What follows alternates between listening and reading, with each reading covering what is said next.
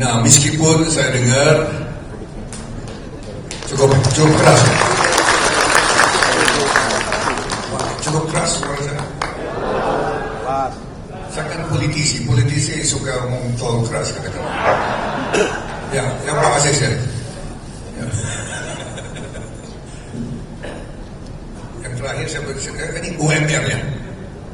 Ini juga, walaupun saya baca komentar-komentar dari kawan-kawan kita di syarikat pekerja yang masih belum puas. Tapi kita kan niat kita demikian kan, niat pemerintah kan untuk kita menyesuaikan, ya enggak?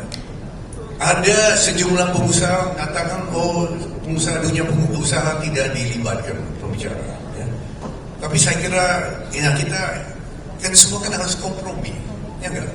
Pekerja minta ini, usaha menawarkan ini kan kita ini kompromi. Yang penting niat kita untuk memperbaikan nasib kaum buruh. So saya kira Pak Prabowo sudah yang masih pekerjaan MPR kita adalah kenaikan gaji untuk para hakim. Tadi malam saya bicara dengan Pak Prabowo tadi malam mengenai kenaikan gaji hakim. Memang ada perpres. Sebelum Pak Prabowo jadi dilantik, ada perpres yang ditandatangani yang belum memenuhi permintaan dari para hakim. Kenaikan itu 40%. Kenaikan dari hakim yang diajukan oleh para hakim itu 100%. Tapi saya kira Pak Prabowo akan review lagi, mungkin 6 bulan lagi, kita nanti mungkin ada perpres baru, ya, untuk memenuhi permintaan para hakim. Karena ternyata para hakim selama 12 tahun tidak ada kenaikan gaji. Ya. Terakhir 2012 dan sekarang ada perpres yang menaikkan yang menambah gaji hakim. Dan ini penting sekali karena kesejahteraan hakim betul-betul. Terus saja gaji pokok dari para hakim itu di bawah UMR untuk pekerja Indonesia. Itu ternyata demikian. Saya sudah pelajari. Ya. Dan ini masih work in progress. Maka Bapak-Bapak Ibu semuanya, masa depan kita cerah.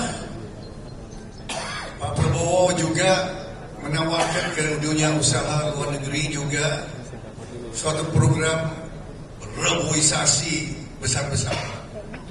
Kita akan mulai dengan program reboisasi 12,7 juta hektar yang dinilai oleh pemerintah kita hutan rusak atau hutan rusak parah.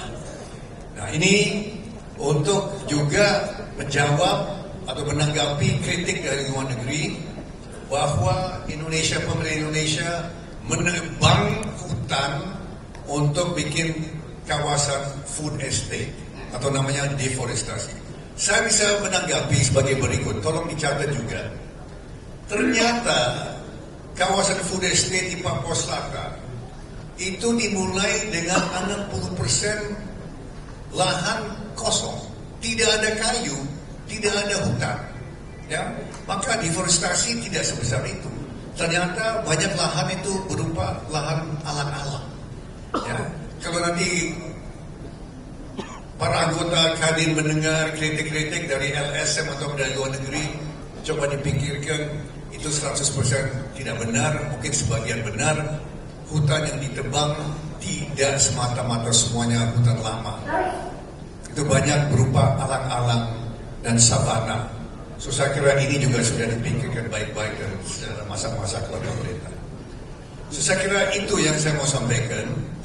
Saya sangat optimis kita akan dapat modal dari luar negeri sebagai modal investasi. Kita juga akan nanti modal dari perbaikan sistem pajak, perpajakan, sistem cukai kita. Ada banyak program-program yang sedang dimulai, akan dimulai untuk menutup kebocoran-kebocoran. So itu nanti ditangani oleh Pak Anggito Abimanyu sebagai Menteri Penerimaan Negara yang baru nanti. Ya. So saya kira beliau sebagai Wakil Menteri itu nanti untuk sementara beliau nanti diangkat sebagai Menteri Penerimaan Negara. So ini untuk menangani pajak, menangani cukai, dan mengenangani revenue atau penerimaan negara berupa royalti dari pertambangan dan lain-lain. So saya kira itu saja dari saya. Saya minta Kadin tetap utuh, ya, kita jangan diadu domba, ya, kita semua bekerja utuh, rukun, ya, bersatu, ya, jangan kita lihat nanti kegaduhan, kemungkinan adu domba. Mohon itu tidak terjadi, dan saya sedang sekali saya dengar hampir semua, ya, semua pengurus daerah terwakili, ya, hari ini, ya. Asosiasi saya lihat banyak yang hadir, terima kasih, ya. Dan saya berharap, ya, di bawah pimpinan Pak Mas Anin dan kawan-kawan, Kadin nanti akan membantu pemerintah untuk rakyat Indonesia. Kita bersama. Dari saya, terima kasih.